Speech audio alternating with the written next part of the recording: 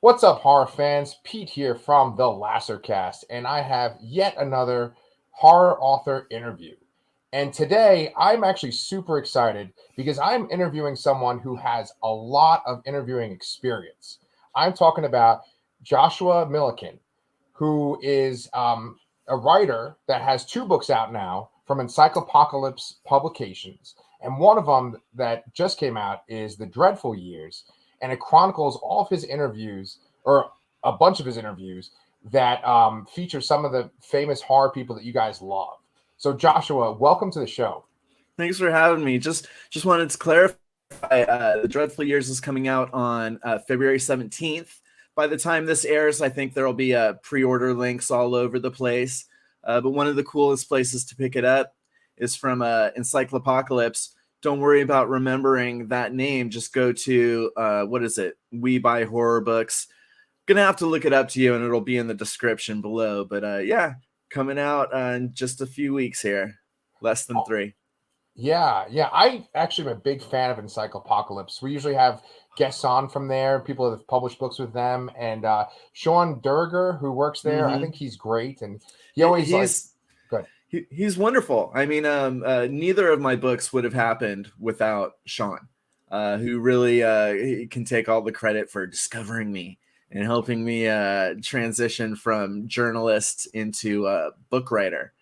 Sean's amazing. Mark Allen Miller, who is the founder of Encyclopocalypse, is amazing. He used to run Clive Barker's literary imprint, Seraphin. So he comes from a solid pedigree. The roster of other authors on Encyclopocalypse is just amazing. So I feel very blessed to have landed at such a prestigious organization. Yeah. Well, you've worked for some other prestigious organizations before, including Dread Central, which is just this big horror website, if people don't know who watch our show. But you were the editor in chief there. I love how like I'm explaining this to you as if like you I didn't love live it. this life. But first off, I just wanted to ask you because I know that you wrote for them. Um, what do you do when you're prepping for an interview like this? Like, what do you need to know before you interview someone that has written a horror book, that's written a horror movie, or been in a horror movie? Yeah, every interviewer has his or her own style or their own style. Uh, I'm the kind of guy who I like to do my research, but then have it be completely organic. So what that means is whoever I'm interviewing, of course, I'm going to look at their IMDb profile and going to Google them, check out their Wikipedia page if they have one.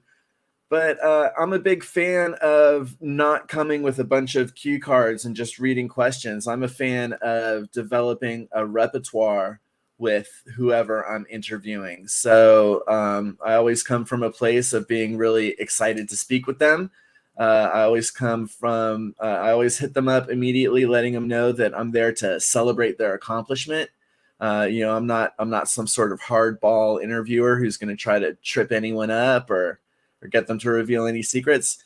Try to make the interview a little bit of a celebration of their accomplishment, and I think you get them talking a lot. Obviously, I can be very wordy. I'm talking a lot so far on our first or second question here. Oh, But good. my most successful interviews are the ones where the person I'm talking to does the majority of the speaking. hmm Well, I mean, I can understand that because I also watched some videos of yours for Chronic Horror, and I, got to see kind of your personality in action, and it just, Thank you. you really laid back on that show. I'm actually a big fan. I subscribe to the channel too.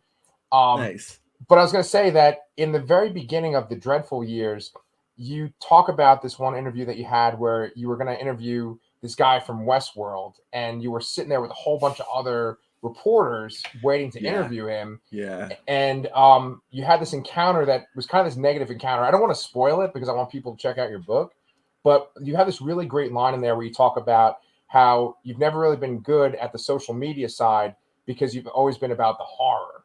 Mm-hmm. And that's why I was thinking, like, with these organic interviews that you're talking about, like, do you think that, like, when people do these video essays and stuff nowadays, that the interviewer, like, has to have a personality and like interject themselves. Whereas when you were doing it, when you were writing long form, it was all about the horror. I'm not really sure, and there's a bit to unpack there. I think that having a personality that helps you engage with an interviewee is beneficial. But I see what you're talking about. With Dread Central, I always felt a real responsibility because I came in there. Dread Central had a legacy before I arrived, like a 15-year legacy before I even got there. And I worked there for about 6 years. It's been around for about 20 years. So I felt like, I came from nothing and now I'm working at this prestigious organization. So I didn't want to do anything to draw attention to myself. I just wanted to fit into the organization. And the last thing I wanted to do was to have anyone look down on the organization. So especially when I became editor in chief, I was almost afraid to say anything personal because it wasn't about me personally. It's about the site, and I kind of sit back. And yeah, the way you kicked off the question, me feeling like I'm not really good at social media, it's true. I'm a little bit older than most of the people in the field here. I'm a late Gen Xer as opposed to a early millennial. I didn't have my first email address until I was 20, so I didn't grow up with it. And now, when I first hopped on social media and Twitter and Facebook, I was doing it wrong. I was like being too glib with my comments. I didn't know how to behave properly. And now that I realize it's such a big thing, I'm always kind of, this is going to sound weird. I'm social media shy. I'm afraid of putting anything out there that, is going to stay forever, and, there used to be a time where being enigmatic was kind of like a quality. And now it's almost like if you don't bare your soul on social media, you don't even exist. So, you asked me a question that kind of encapsulates all these things, social media is so important. And it is getting to a point where there's a visual aspect as much as there's a written or audio aspect, as we're proving here. This is something that you can enjoy just on the audio level, or you can watch us and, looking like a couple cool guys like us, maybe we'll get some more people watching because of how we look, because I have this stoner personality. Maybe more people will watch because of how I sound. As editor-in-chief, I never wanted to use any of my personal hooks to, elevate the entire platform. I wanted to keep the platform as it was. I wanted to respect the legacy that came before me. So I was always really nervous about, touting myself or changing anything. So, it is this weird balance. And as an interviewer, I want to be a famous interviewer, but at the same time, like, famous journalists are few and far between, but a good journalist is kind of faceless at the same time. It's not about us. A journalist is on the front line of history. Like, before there's a historian, there's a journalist being the first one to just like document it or ask the question for the first time in an interview. Yeah. So I think it's a really noble profession. Obviously, war correspondents are more noble than horror journalists. Of course, I'm not trying to say that what I do is, deserves a Nobel Prize or anything. But I just love journalists and journalism and being somebody who writes things down and records. And having this book come out in book form, having all these interviews taken off the internet, away from anything, touching social media, and putting this tome that you can take offline with you and read at the beach. It just feels fantastic. Yeah. Yeah. I appreciate that because I asked you like 5 questions in one nugget there. Right. You really did. Yeah. Keeping me on my toes. I feel like I could learn a lot from you, though, just watching you on Chronic Horror and then reading the book, too. What I was going to say was, what are you looking for when you are interviewing these horror, icons? When you're interviewing like Benson and Moorhead or like the Soska sisters, or, when you're interviewing these filmmakers, like, what are you saying to yourself? Oh man, I need to get this information. I know that my audience is looking for this. Like, what are you thinking about? Sometimes I really do go for it. I'm so lucky that I can count the Soska sisters as friends of mine. I kind of came up in journalism right around the time Dead Hooker in a Trunk was, on the festival scenes. And I've just always been in touch with them the whole time, and as I got deeper into horror, they got deeper into horror. When we met in person on a few occasions, it's just been wonderful. It's like hanging out with old friends. So I really love them a lot. But, there have been times where I've gone in wanting to get an answer, and it can be tricky. And I don't know if you got to it, but my Adam Wingard interview, I was a huge fan of Blair Witch 3, the one that he directed, and with his writing partner, Simon Barrett. I thought it was great. Right. And it tanked, fans hated it and critics hated it. It was during the glut of found footage, and nobody liked it. I loved it. I loved it so much. I bought the DVD and I watched the director's commentary. And the whole time, Adam Wingard's like, oh, yeah, we had so much to do with this, but, now we're canceled, so it doesn't matter. And, oh, yeah, this is leading to something that we were going to explore, but now it doesn't matter. It was like he was like rubbing it in, like, there's tons of mythology that you'll never get to know now because you didn't like the film, so we're not doing a sequel. So I'm interviewing Adam for Godzilla vs. Kong. Right. And I'm like, come on, man. Tell me something about Blair Witch. What was going on? I asked just one question, I think. I said, who was the creature that we saw in the background? Because I remember hearing that was not the Blair Witch, the skinny creature. And he's like, nope, can't say anything. And he's really funny the way he says it. He says, the only way I'd talk about Blair Witch would be if I was making another Blair Witch film. And I go, any chance you'd make another Blair Witch film? And he goes, not in a million years. Right.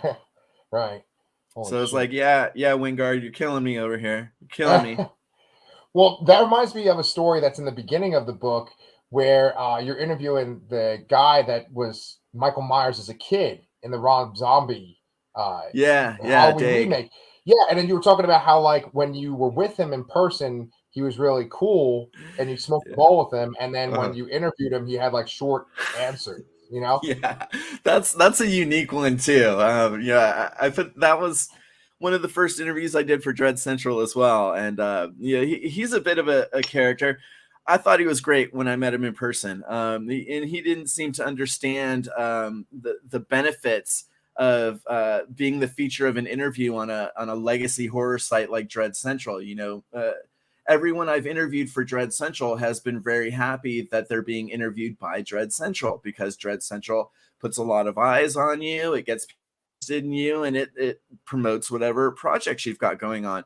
He even had a film that was on the verge of being released, yet He seemed to think that he should get something for the interview, beyond the inherent value of being interviewed for Dread Central. So it was a little weird, and I hadn't had that experience before or after. He seems to view his celebrity as something that needs to be more commoditized at every level. It was just interesting. Just not here to bag on anyone. Cool dude. Hope I meet him again. Would love to smoke another bowl with him. Well, it's funny because before you were talking about how you don't want to have like the cue cards and you have these set questions. I like to make kind of like an outline of questions I definitely want to ask the person. And I'm kind of jumping ahead because I'm trying to do the organic thing with you. What I was going to say is, for me, when it comes to smoking, I actually don't do it really. I don't do it at all now. And the times that I've done it in my life, I've actually gotten like really nervous and I really like start to freak out.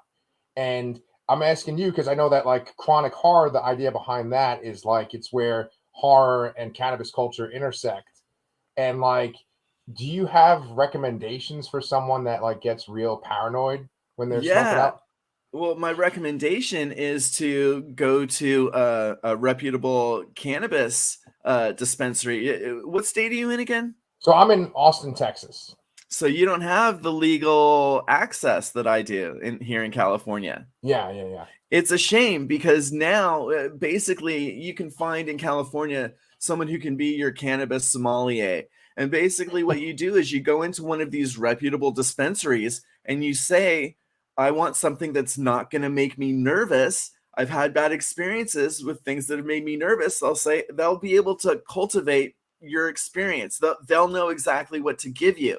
So, we're no longer living in a world where you can say, I tried weed and it made me nervous, so I'm not going to try it anymore. You tried one strand of weed. There's so many, cannabis is so varied. and you can definitely find something that is not going to overwhelm you and that will most likely give you some benefits. If you're nervous about it, of course, the first thing would be to just try the CBDs, which might even be legal where you're at. Nothing over 10 milligrams, I'd say, for starters. And then you'll just see that relaxing feeling without getting high. But yeah, come out to California. I'll take you to some of the clubs and they'll hook you up with exactly what you want. You say you want something that's going to make you feel kind of peppy and lighthearted and giggly. They'll give you exactly what you want. I have a feeling if you had something that gave you anxiety, you probably had an indica, which is a very deep physical high. Basically there are two main strains, indica and sativa. And indica, especially a 100% indica, can be a very heavy experience.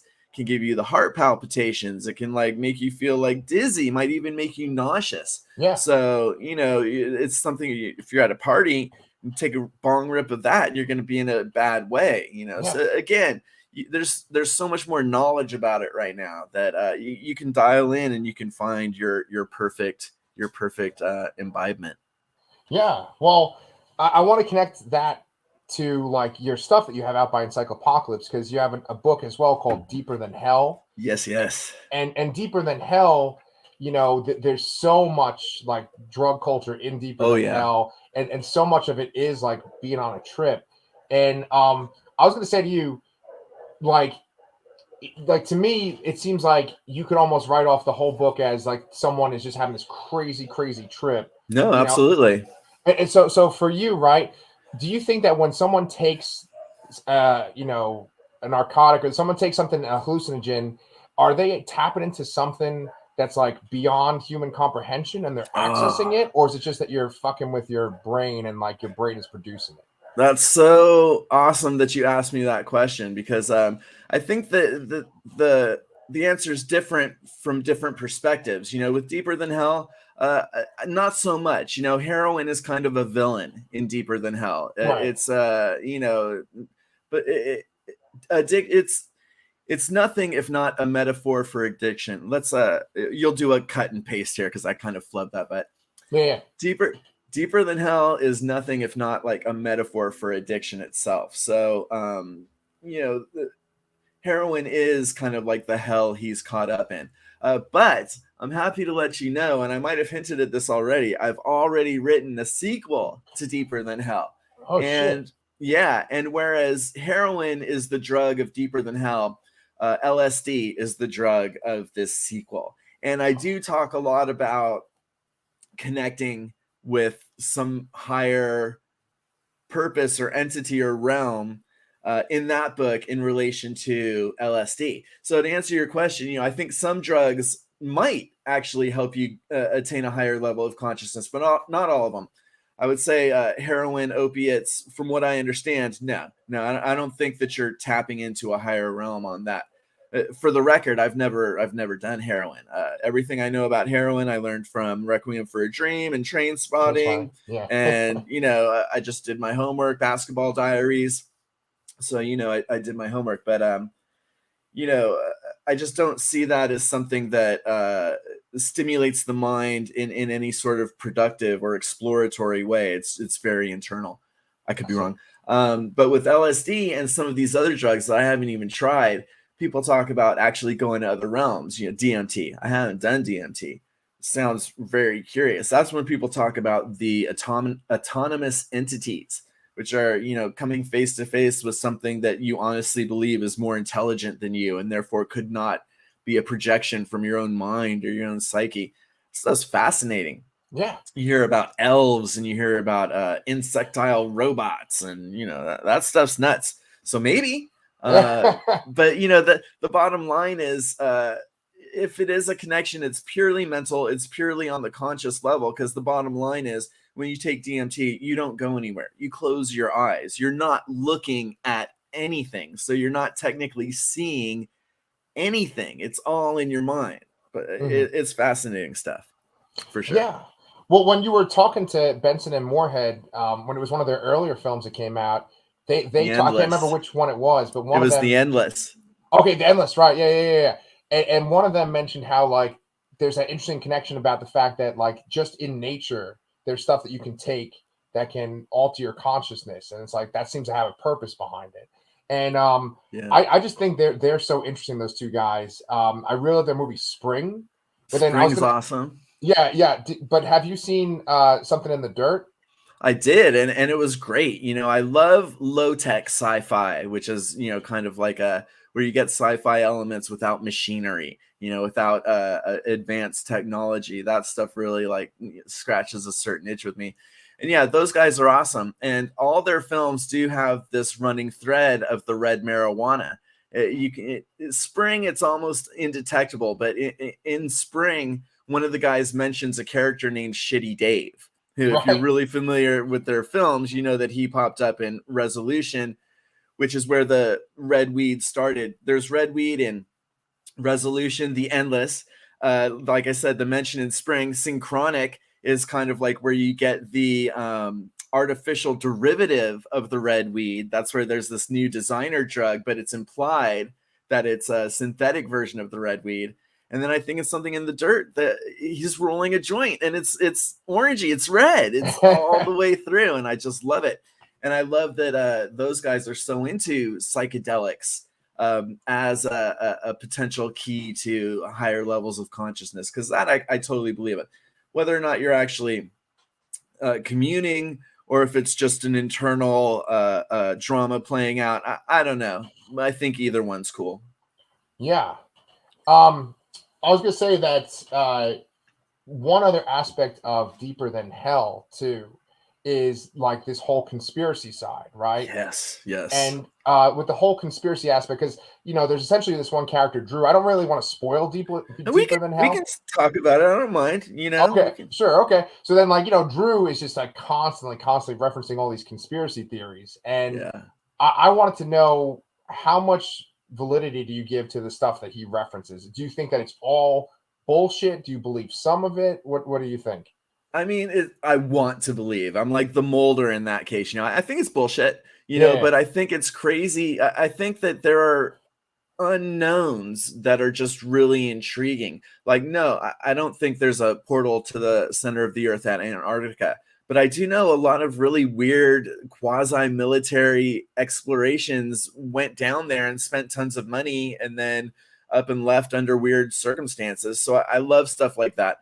I just love how intriguing it is to fall down these internet rabbit holes. It's like I'm daring them to convince me of it. And a lot of times it works. Creepy pastas and urban legends.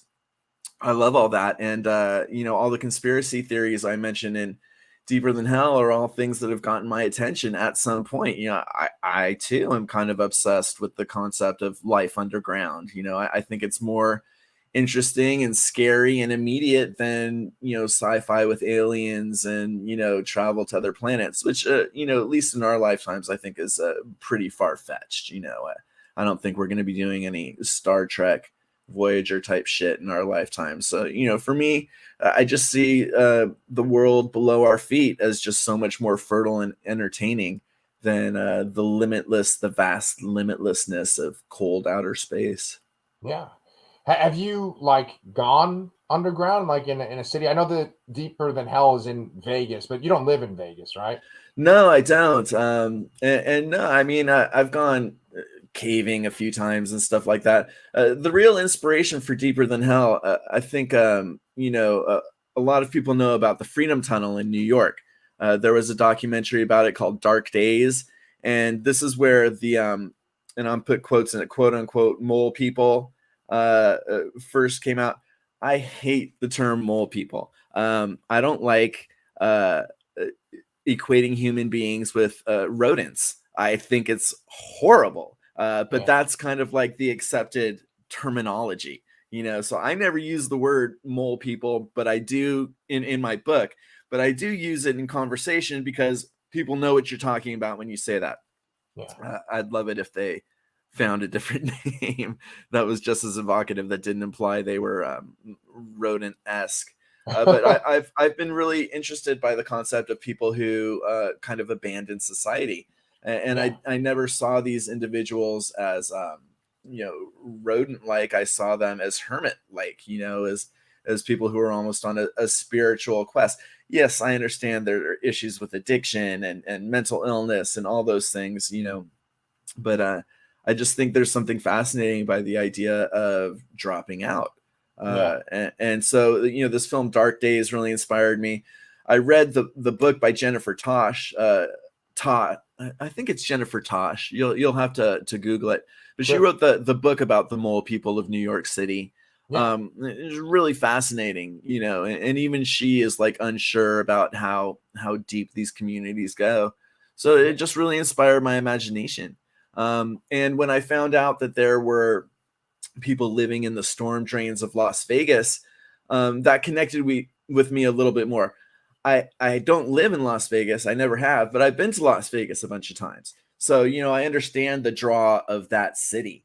And then, I'd been so interested in the films and literature that came out of New York about the Freedom Tunnel that this kind of got me thinking again. There's a Vice documentary, a Vice episode you can find, where someone goes down and talks to some people down in Vegas.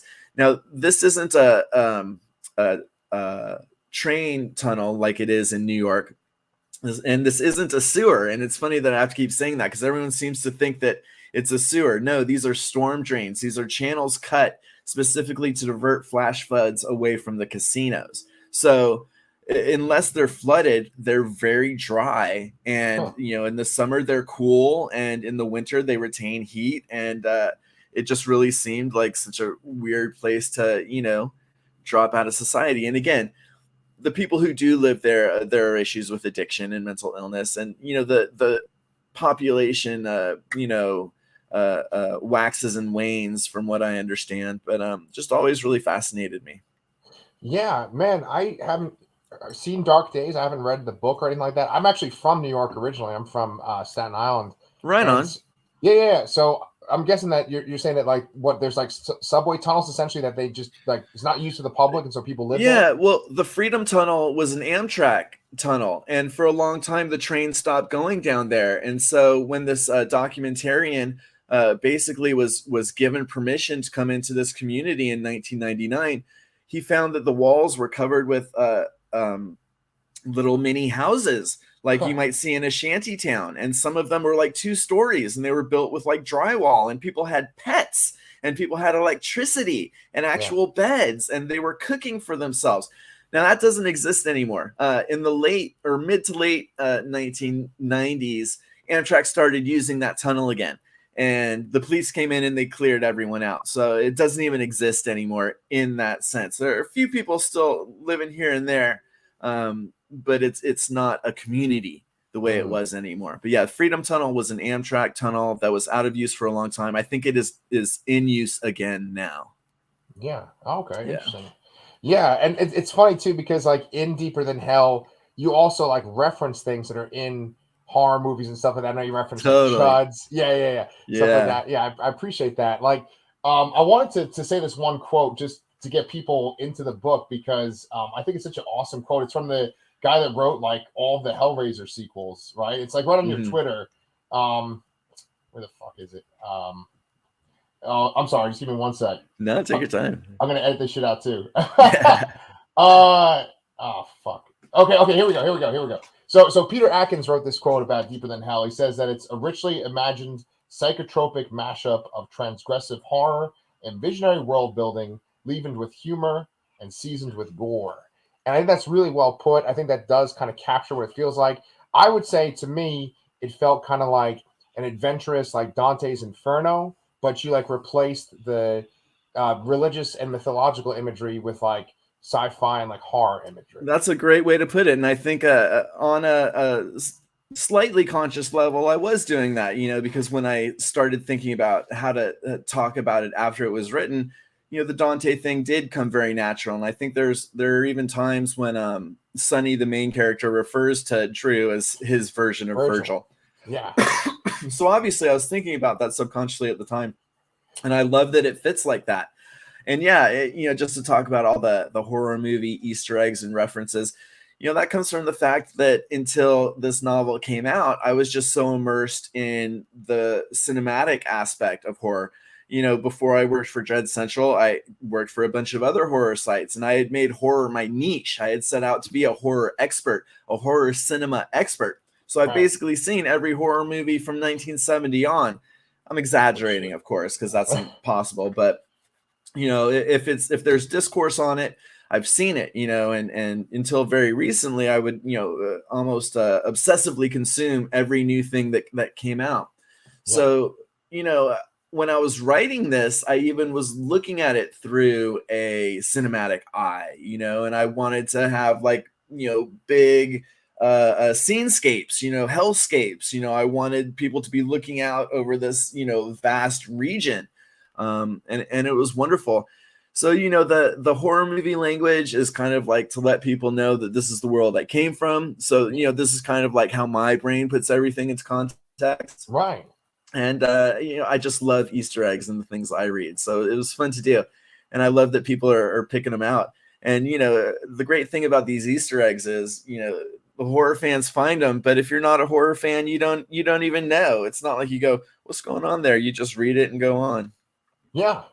Well, I also thought that was really interesting, right? Because you are in this whole horror movie side of the world, and then now you're putting out horror novels, and there is like a distinction between the two. Like there definitely is if you go on Twitter, for instance, right? There's like horror filmmaking Twitter, and then there's like horror writing Twitter, and you've kind of Totally. And I'm like the new kid on the block in the horror writing Twitter, so I'm still kind of like, in the corner, the shy new kid.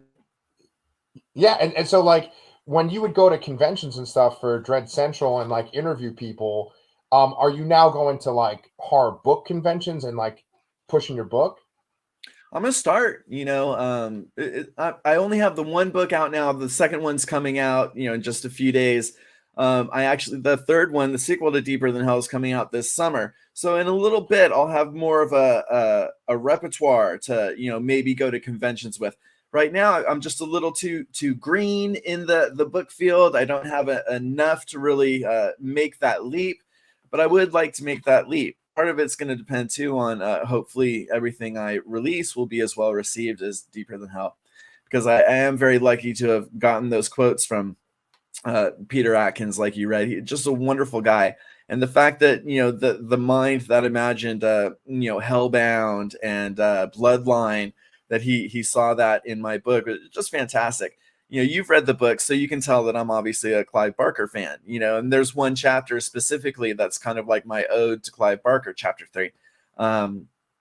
And for him to have kind of like seen that and gotten it and given me the thumbs up was great. Another one who helped me immensely was Mick Garris, who gave another really great blurb for me, saying, it's not for the faint of heart, and visionary world building and things like that. It was just really humbling to have that kind of support for my debut release. Is awesome. And with the Dreadful Years coming up, it's a shift, because this is a nonfiction, and it's also something that kind of already existed, in the sense that these interviews are already out there. You can Google them on Dread Central and find all of them, but kind of giving them putting them all together in a single collection, and then kind of like doing my little memoir blurbs here and there, kind of makes it its own tone. Like, I'm really excited about that. But yeah, so I'll have 2 books out, and they can't really be more different. I've got one fiction, one nonfiction. Yeah. So, people are gonna be like, what do I make of this guy? But, I do have a couple more books coming out soon. In addition to the sequel to Deeper Than Hell, I'm allowed to talk about, I wrote a novelization for Forbidden Zone, which is a cult movie from 1980, written and directed by Richard Elfman. So that'll be coming out too before the end of the year. All kinds of craziness, and then when you look at the 4 books I'll have put out by the end of the year, it's gonna be some real diversity in terms of content. Wow, dang, very prolific. So I'm trying. Well, okay, so I wanted to talk about one thing too. Yeah. But then I want to address what you just said too. You mentioned that you are a big Clive Barker fan, and Encyclopocalypse does this really amazing job of making audiobooks. And I know that like they actually had like Doug Bradley do the audiobook for Lucas Amon's book, Warmth, that came out from Encyclopocalypse. He also did the Can you hear me? I can hear you. Yeah, you're good. Okay. Yeah. Yeah. Some weird. Doug Bradley also did the audiobook for Morningstar, which is Peter Atkins' novel. Great guy. What was the question? It was. I guess that was me just making a point about how awesome Yeah. Encyclopocalypse is getting narrators. But what I was going to say is that the Yeah. narrator for Deeper Than Hell, I wanted to make sure I pointed this out. I thought he did a fantastic job. Oh man, he perfect amount of snarkiness Yeah. and cynicism. He was great. He Yeah. really just brought that character to life, and I'm so glad he auditioned. I'm so glad he auditioned to do it. I forget his name. We'll have to put it in the notes. Put a Yeah. link to this cool guy's Twitter because he just did such an amazing job. I think he's done some animation voice work too, which kind of explains how he's so expressive. Yeah.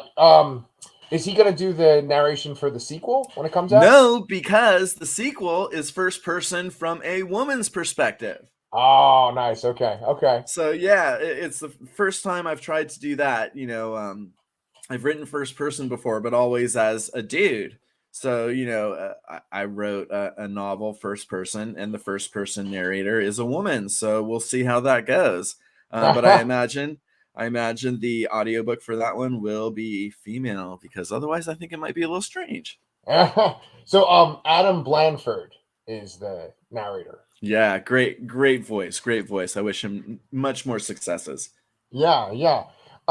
So then going back to you were talking about, trying to be prolific right now and build up your like novel cred essentially. Mm-hmm. What's that like going from, essentially transcribing your interviews to writing prose? Like what's that like? I love it. And first I should mention that I actually came from a creative background before I got into journalism. I was a creative writing major in college. I'd done a lot of work in poetry and short fiction writing. So it's not like I transitioned from nonfiction to fiction. I went back to my roots doing fiction. But it's really funny because, my first novel, Deeper Than Hell, I actually wrote that about 6 years ago and just took forever, like dusting it off and like, fine tuning it. And I was so afraid to like let it go and let it be published. But once you get over that hurdle, it's kind of like a dam bursts. And I wrote the sequel in 6 weeks. So, I went from taking 6 years on a book to taking 6 weeks on a book. And it's just as good, because I was really like in that mindset.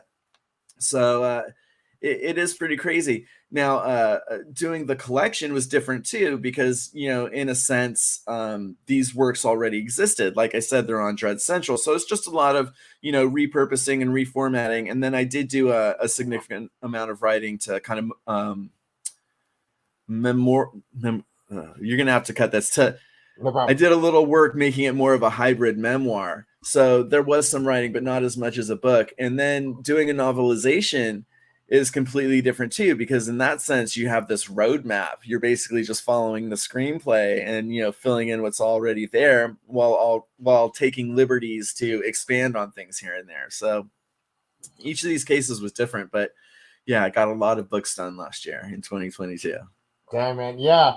One of the things I like about the Dreadful Years is that, like you kind of said, when you show your interview, you talk about what the format was. Like, was it over the phone? Was it like emails? Was it in person? And then you also kind of have like little side stories about like little funny anecdotes that happened with the interview too.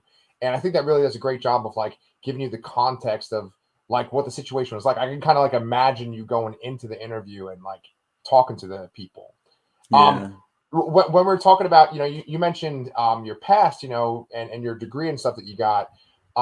In the very beginning of the Dreadful Years, you talk about how you started your first blog, and I actually really like that story a lot. Can you share that with everybody? Yeah, you chop out all those but Sure. so yeah, no, it's really interesting. Like I've been a horror fan all my life, but I kind of had a resurgence when Netflix first came out. When Netflix first added their film library to the streaming service, because Netflix originally they would actually mail you the DVD and then you'd mail the DVD back before it was just everything on streaming. When they first arrived, their horror library was huge. And it's good now, but it was brilliant then. Like everything was available. All the new French extremity films, low budget indie horror, all the mainstream big horror movies. Netflix horror library back in the day was unbeatable. I'm talking around 2008, 2009, 2010. So at the time I was in a relationship with this woman who couldn't stand horror movies, right? She would never watch them with me, couldn't stand blood and violence and all that stuff. So I'd stay up late at night binging horror movies, and I'd watch these crazy horror movies. And then in the morning, I couldn't help it. I'd be like, oh man, I saw this crazy horror movie. And I'd kind of like summarize it for her. And I'd even kind of like act it out a little bit at times. And after doing this for a few weeks, she was like, you should start a blog or something, because I would never watch these horror movies, but I love hearing you talk about them. And that was it. So I was like, all right, I'll do it. Yeah. I love that story because it kind of gives this sort of like, intimate, personal reason for you doing this thing. Like a lot of times when people talk about their history with horror, they always talk about those first movies. And you do talk about that before you get to that part, but I like that it's like this personal touch that brings you into it. Yeah, absolutely. Yeah. So, it didn't work out between me and her, but I always got to tip my hat, thank her for making that suggestion that seems to have led to a really fun career. Yeah. Is there anyone that you wish that you could have interviewed while you were still in that phase of your life? Well, I hopefully will still continue to do interviews, not for Dread Central, but maybe just on my own, maybe for another collection. But yeah, there are definitely people that I wish I could have interviewed, and they're all kind of escaping me at this moment. Oh, give me a second. Who would I mean, of course, I would have loved to have interviewed the folks who are no longer here with us, greats like Sid Haig. Would have been wonderful to have been able to connect with him on that level. But I mean, I've been so blessed with who I have been able to talk to. I don't really mope about who I haven't been able to talk to. Some of the biggest names in horror, some of the nicest people in independent horror, some of the hardest working people in the industry. I just love them all. Yeah, nice. Okay. Well, I have like one other question I just kind of came up with. Sure. But like, obviously you know a lot about horror filmmaking in general. How the fuck could they make Deeper Than Hell into a movie? Is that even possible? I mean, truthfully, it would take like $100 million budget. I see Deeper Than Hell as making a great blueprint for a graphic novel or a video game IP. I think it would be a great liminal space horror video game. So I think those are probably more realistic, because it is a very big world that I created. It'd be very expensive to film. Yeah. So yeah, I think a graphic novel would be a perfect way to give it a visual element. And I'd love to see some artist renditions of these crazy characters that I dreamt up in my disgusting little novel. Yeah, it'd be cool, like if it was someone like Dave McKean or like someone from like that Sandman era of like the 90s. Right? Dare to dream. So I mean, yeah, that's pretty much it. I know that in a lot of your interviews you ended off with, is there anything else you want our audience to know before I let you go? So well, yeah, thanks. And it's kind of funny because I'm sitting here being interviewed, and normally I'm the guy asking questions, so it's so surreal. And then having you ask me that before, it's awesome. It's awesome. Well, I'm just really glad that you read the book and that you enjoyed it, and I want to thank you for inviting me onto your platform. I had a really great time talking to you about both of my books and horror in general. And yeah, books coming out soon. The best way to keep in touch with all of my doings would be to follow me on Twitter. I'm sure you'll have that in the comment section at Josh_Milliken. And yeah, it's really exciting. I feel blessed in my life right now. And thank you again for having me on. Awesome, Josh. Yeah, I had a great time, and I think I might take you up on that offer if I'm ever in California. You better. A ball with you. You better, because I'm going to make sure you enjoy yourself and don't have a bad time. Awesome, man. Well, thank you so much. All right. Cheers. All right. So I ended the broadcast. Right. Awesome. Yeah, man. And so